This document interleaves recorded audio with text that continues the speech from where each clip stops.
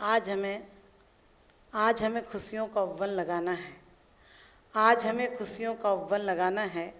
हर मानव के दुख दर्द मिटाना है और ले सके सुख शांति की सांस। इसलिए तो अब हमें धर्म का बिगुल बजाना है। हर मानव का दुख दर्द मिटाना है। आचार्यों ने कहा है कि धर्म प्रभावना या कहें मार्ग प्रभावना। मार्ग अच्छा होगा, मार्ग सही होगा तो मंजिल मिल ही जाएगी। मार्ग गलत हो तो चलने वाला कितना भी तेज चले वह मंजिल पर नहीं पहुंच सकता है। इसलिए हमारे आचार्यों ने सच पूछो इतनी भावनाओं के बाद मार्ग प्रभावना रखा कि मार्ग का हमें ये देखना है कौन सा रास्ता हमारे लिए अच्छा है। और कहा भी है, धर्म प्रभाव करें जी प्राणे, शिव वनिता की सखी बखाने। धर्म प्रभावना किस प्रकार से हो सकती है? तो कहा है, जिन पूजे रचो परिमारत सो जिन आगे नित्य महो सब ठाणे, गावत गीत बजावत ढोल मृदंग के नाज सुनाज ठाणे। कहा है कि क्या करें, धर्म प्रभावना कैसे हो? तो कह दिया, ढोल बजाओ, गाने गाओ, भक्ति करो, नृत्य करो, महोत्सव करो, तीर्थ यात्रा करो, ये सब धर्म प्रभावना के अंग हैं। लेकिन उसके साथ कह दिया कि जिन धर्म की प्रभावना हो, तुम्हारी प्रभावना नहीं हो। प्रभावना के साथ तुम ये देख लो कहीं तुम्हें अहंकार तो नहीं आ रहा है, कहीं तुम्हें ये तो नहीं आ रहा है किसी को पीछे छोड़कर जा रहे हो, किसी को दुख देकर तुम्हें सुखी मिल रही है, ऐसा काम मत करना। क्योंकि कहा है कि संग प्रतिष्ठा, संग की प्रतिष्ठा और सद्गुरु का क्या बहुमान, ये सब के ध्यान रखना। और कहते हैं कि विशेष क्या कहो, सच्ची बात तो ये है कि तुम्हें देखकर लोग उस आदर्श मार्ग के लिए लालायित हो जाए। तुम्हारा मार्ग ऐसा हो, तुम्हारा आचरण ऐसा हो। क्योंकि स्वर्ग में नरक में दो ही रत्न हैं, सम्यक दर्शन और ज्ञान हो सकता है, सबको नहीं होता है। लेकिन मनुष्य भव में 3 रत्न हैं। वो 3 रत्न भी कहाँ हो सकते हैं? भोग भूमि में नहीं हो सकते हैं, मात्र कर्म भूमि में हो सकते हैं। यानी कहा है तुम 2 जगह सिर्फ प्रभावना श्रद्धा और ज्ञान से कर सकते हो, लेकिन यहाँ पर अपने आचरण से कर सकते हो। लोग कहते हैं धन होना चाहिए प्रभावना के लिए। मैंने कहा श्रावक हो तो धन की ज़रूरत पड़ेगी, साधु के लिए धन की क्या ज़रूरत है? साधु का तो आचरण ऐसा होता है कि जहाँ से निकल जाए वहीं उनके चारित्र का प्रकाश हो जाता है। जहाँ से निकल जाए का मतलब त्रियंच के पास जाएं तो वो भी तीर्थंकर बनने में कारण बन जाते हैं। वो तो एक एक अज्ञानी को ज्ञानी बना देते हैं, मूर्ख को विद्वान बना देते हैं, नारकी को नारायण बना देते हैं। उनके संसर्ग का ऐसा प्रभाव है। हम इसीलिए कहते भी हैं, रगे सदा सत्संग उन्हीं का, ध्यान उन्हीं का नीति रखे, उन्हीं जैसी चरिया में यह चित्त सदा अनुरक्ति रखे। क्या बताया है? रहे सदा सत्संग उन्हीं का।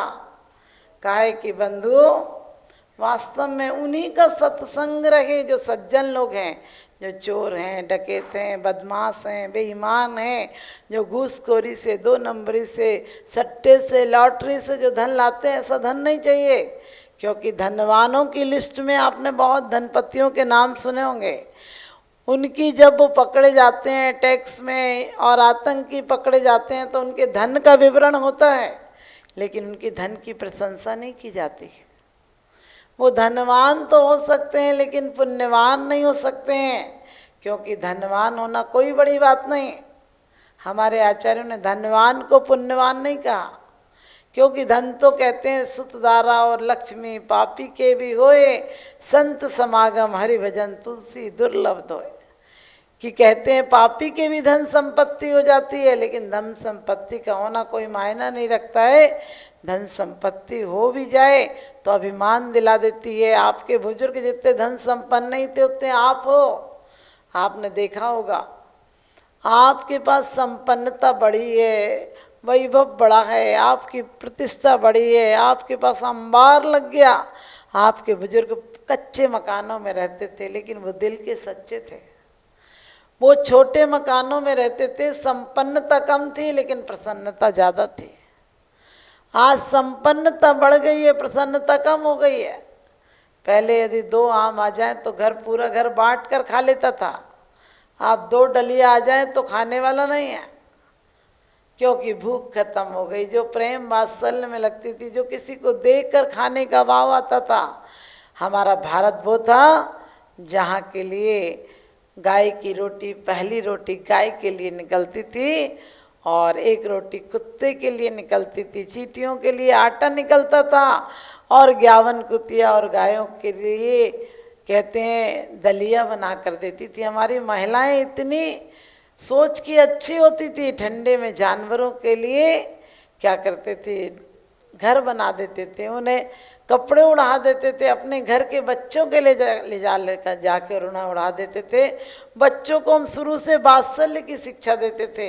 यदि कोई मक्खी पानी में गिर जाए भूल से तो हमारे बच्चों को भी बहुत संस्कार होते थे, उठाकर तुरंत जब तक वो उड़ नहीं जाती थी तब तक हाथों पर रखते थे। आज हमारे बच्चों के ये संस्कार हैं कि ऑल आउट लगा देते हैं, कमरा बंद कर देते हैं। अब वो जीव तड़प तड़प के मर जाए, हमारे बच्चों को कोई फर्क नहीं पड़ता।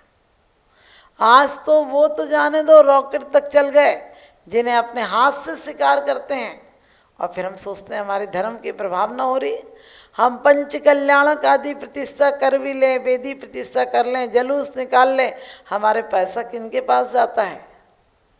कहना चाहिए लाइट माइक टेंट वालों के पास जाता है, होटल वालों के पास जाता है, उन लोगों के पास जाता है जिनका वाकई में कोई औचित्य नहीं होता है। आज हम ऑनलाइन सामान मंगाते हैं, ऑनलाइन सामान मंगाने से हमारा पैसा विदेश जा रहा है। विदेश कंपनियाँ अरबों रुपये कमा रही हैं हमारे भारत से, और भारत का दुकानदार बेचारा मायूस बैठा है। जबकि उसके पास 2 पैसे आते तो कम से कम कुछ ना कुछ दान में निकालता, क्योंकि हमारे भारत का आदमी सिर्फ खाना नहीं जानता है, सफलता ही नहीं जानता है, वो असफलता में भी सफल होना जानता है। वो कम में भी अपने दान निकालता है, कम में भी किसी को देने का भाव रखता है। हमारे भारत का आदमी पहले दूसरों की सोचता है, बाद में अपनी सोचता है। एक नहीं अनेकों दृष्टांत है हमारे यहाँ कि मैना सुंदरी ने धर्म की कितनी प्रभावना की।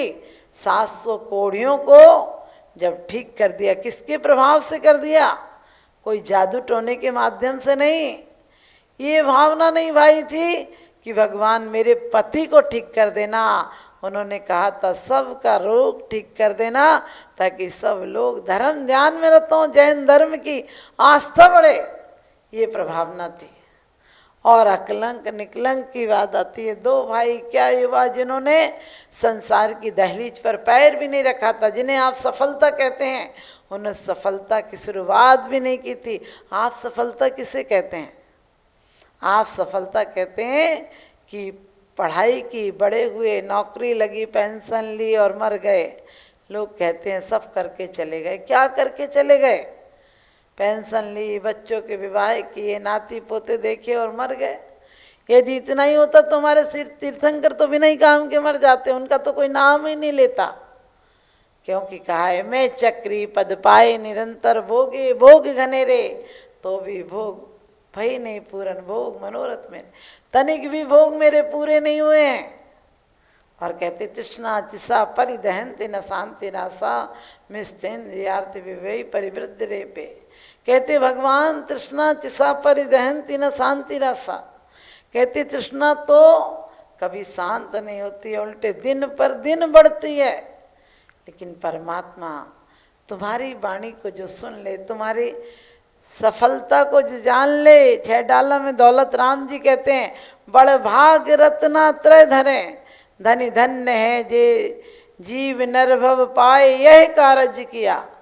उन्होंने ये नहीं कहा बहुत बड़ा मकान बनाया, बहुत बड़ा धनपति बन गया, अमीर बन गया, सबसे बड़ा इस लोक का धनपति बन गया। हिंटो कारमेन एक अमेरिका का व्यक्ति था, वो मरने लगा, बहुत अमीर आदमी था, दुनिया का सबसे अमीर आदमी था, 10 अरब की दौलत छोड़ के जा रहा था। पत्रकारों ने मरते टाइम उससे मिले और कहने लगे आप तो बहुत पुण्यशाली हैं, आप बहुत बड़े आदमी होकर मर रहे हैं। उन्होंने कहा कि आप बहुत बड़े आदमी होकर मर रहे हैं, आपका क्या ख्याल है, आप जितना बड़ा आदमी कोई नहीं था, आप जो चाहते थे वो होकर मर रहे हैं ना। उन्होंने कहा क्या मर रहे हैं? अरे लोगों ने कहा आप 10 अरब के मालिक होकर मर रहे हैं, कितनी बड़ी बात है। उन्होंने कहा मैं 10 अरब तो कुछ भी नहीं, मैं तो 100 अरब की सोच कर आया था, लेकिन क्या 100 अरब हो जाते तो वो बड़ा आदमी हो जाता, 100 अरब भी हो जाते तब भी वह ऐसे ही रोता विलखता मरता, क्योंकि एक होकर 10 होते, 10 होकर सहस्त्र हों तो अच्छा है। यूं ही इच्छा करते करते लाखों की हद तक पहुंचा है, तो भी यह इच्छा संपन्न न हुई।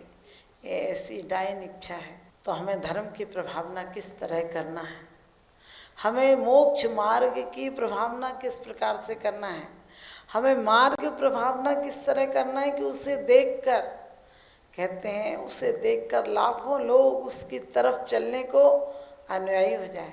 महावीर जब चलते थे, जीसस चलते थे, राम चलते थे, कृष्ण चलते थे, तो उन्हें देखकर लोग पथ के लिए लालायित हो जाते थे।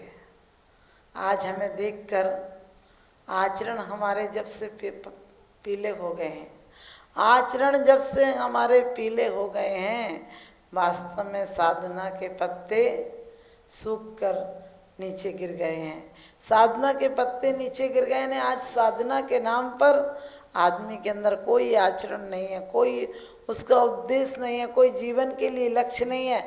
वो क्या पढ़कर बनेगा इसके बारे में सोचता है, लेकिन मैं क्या हूँ ये बारे में नहीं सोचता है। मैं क्यों इतना आकुलता से किसी को लूट खसोट के घर भर रहा हूँ, जिसके कारण धर्म बदनाम हो जाए। अलगवीर जैसों के पता है आपको पार्टनर, कुछ लोग ऐसे थे जिन्होंने अरिहंत नाम रख दिया, कत्ल खाने का अरिहंत नाम रख दिया। उसमें जैन पार्टनर थे और किसी ने पूछा कि आप जैन होकर इतने कत्ल खाने को प्रोत्साहन देते हैं। उन्होंने कहा सरकार को सहयोग दे रहा हूँ। अरे सरकार को ऐसे सहयोग दिया जाता है? हमारे एक अहिंसा के आवाज़ से गांधी ने देश को स्वतंत्र कर दिया। हम हिंसा से प्रोत्साहन दे रहे हैं। हमें प्रोत्साहन देना है, सरकार को सहयोग देना है, तो हम किस प्रकार से दें? सरकार को सहयोग देना है तो हम अहिंसा के माध्यम से दें। हम कोई चीज़ हिंसक नहीं अपनाएं। आप गो मांस बेचकर पैसा कमाते हैं, आप गोबर गैस भी बना सकते हैं, आप कई औषधियाँ बना सकते हैं, उसके माध्यम से भी सरकार को आप सहयोग दे सकते हैं। लेकिन आप नहीं देते हैं। आप सोचते हैं सिर्फ हिंसा के माध्यम से सहयोग देंगे। अरे ऐसी सरकार को भी हमें सहयोग नहीं देना चाहिए। एक गांव में बुद्ध आए और राजा ने सुना तो राजा मंत्री से कहने लगा, क्या हमें लेने जाना पड़ेगा? मेरा मानना है मुझे जाने की ज़रूरत नहीं है। बुद्ध आए हैं तो चले जाएंगे, मुझे जाने की क्या ज़रूरत है। और मैं नहीं चाहता हूँ कि एक भिखारी को लेने में जाऊं। 5 मंत्री थे उसके, 4 ने कह दिया ठीक कहा राजन, आप तो सम्राट हैं, आपके पास सब कुछ है, उनके पास क्या है? ठीक आएंगे तो उन्हें भिक्षा दे देना, लेकिन आपको जाने की ज़रूरत नहीं। 5वां बहुत श्रेष्ठ और ज्येष्ठ विद्वान मंत्री था, उसने अपना इस्तीफा लिखा और राजा के हाथ में थमा दिया। वो राजा कहने लगा क्या हुआ? कहने लगे आप ये पूछते हैं कि उनके पास जाना या नहीं जाना? मैं ऐसे आदमी का नमक नहीं खाना चाहता हूँ, मैं ऐसे आदमी के राज्य में नहीं रहना चाहता हूँ, आपको मैं राजा मानता ही नहीं। उन्होंने कहा क्या हुआ, तुम इतने आग बबूला क्यों हो गए? बोले आप पूछते हैं वहाँ जाना या नहीं जाना? अरे आप ये बोलो कि उनके यहाँ जरूर जाना, क्योंकि आप राजा हो। वो राजा को भी छोड़ चुके हैं, राज्य पद को छोड़ चुके हैं, वो राजाओं से भी श्रेष्ठ हैं। आप कायर हो, आप गरीब हो, आपके पास था लेकिन आप छोड़ने की हिम्मत नहीं बना पाए।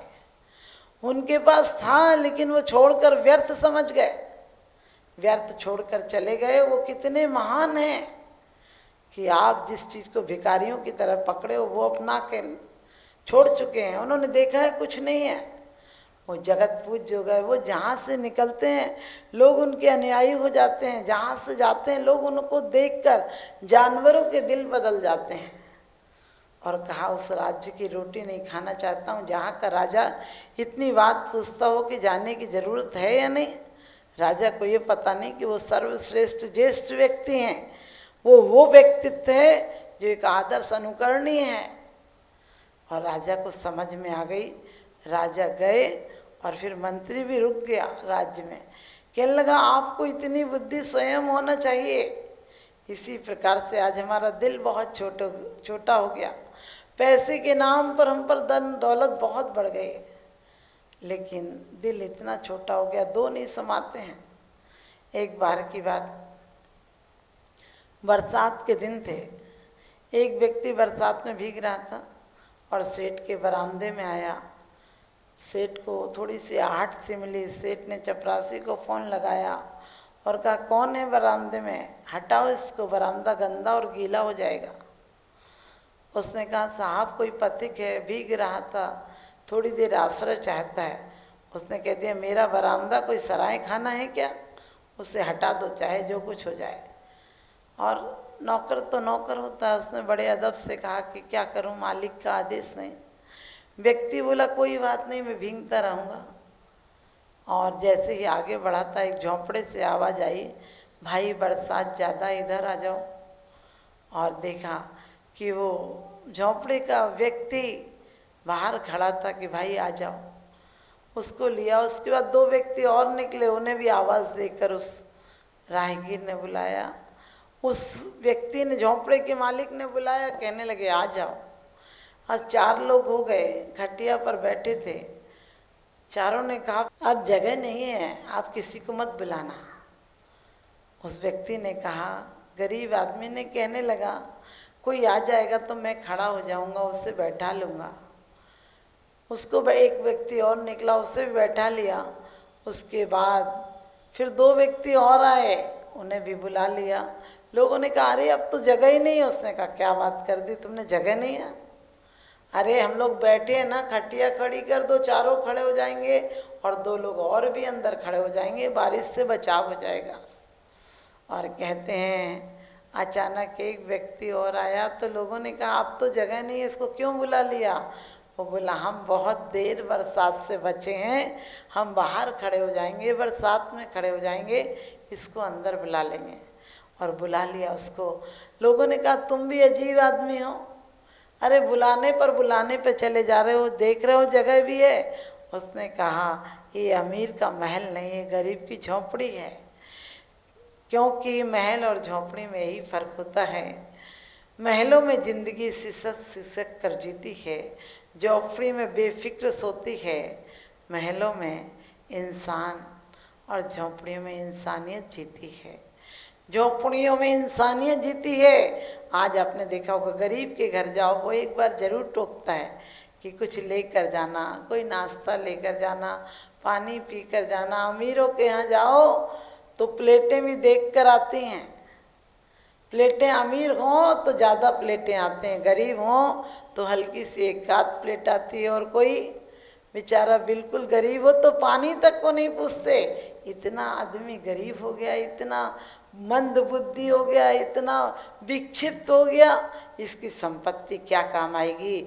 आपने देखा होगा कि आपके घर में नौकर तो घी की तरह रोटी खा रहे हैं और आप तोरई की सब्जी देख देख कर वही गट के जा रहा, मूंग की दाल का पानी पी रहे हो। कुत्ते गाड़ियों में घूम रहे हैं, तुम बेड पर सड़ रहे हो। और इतना ही नहीं, उनके लिए नौकर लगे हैं, तुम्हें नर्स लगी है, सिर्फ सुई लगाती है, चुभाती है, क्योंकि ज़िंदगी तुम्हारी एक चुभन रही है, ज़िंदगी तुम्हारी एक कांटा रही है। इसलिए फूल कहाँ से प्राप्त होंगे? जो तुमने धन के अंबार लगाए हैं, वास्तव में वो बद्दुआओं की कहना चाहिए संदूक है, उससे मत इकट्ठा करो। अभी भी चाहते हो आप मार्ग के प्रभाव ना हो तो जिन धर्म के जुलूस निकालो, कोई ज़्यादा बोलियां नहीं, मिल बांट कर जिसकी जो शक्ति हो अपनी शक्ति के अनुसार दे दो। हम मुट्ठी भर जैन हैं, उठो बंधु अब तुम जागो, उठो बंधु अब तुम जागो। जैन धर्म अपनाना है, नए विवाद में नहीं उलझना, मोक्ष मार्ग दर्शाना है, मोक्ष मार्ग दर्शाना है, इस मार्ग को आगे बढ़ाना है। आप सबको सच्ची प्रभावना करनी है तो अमीरी गरीबी का भेद मिटा दो, ऊंचे नीचे का भेद मिटा दो, जाति पाति का भेद मिटा दो। हमारी अहिंसा परमो धर्म, जो भी अहिंसा को मानता हो वो हमारा भाई है, जो भी अहिंसा को मानता हो वो साधर्मी है। चाहे कोई भी प्राणी हो, एक त्रियंच भी हो, वो भी अहिंसा को मानता हो तो हमारा जाति भाई हो सकता है। और जाति भाई नहीं, सब हमारे भाई हैं, सब हमारे वंशज हैं, हम भी परमात्मा के वंशज हैं। ये सोचकर हमें पूर्ण अहिंसा को अपनाना चाहिए। आप सभी को आशीर्वाद।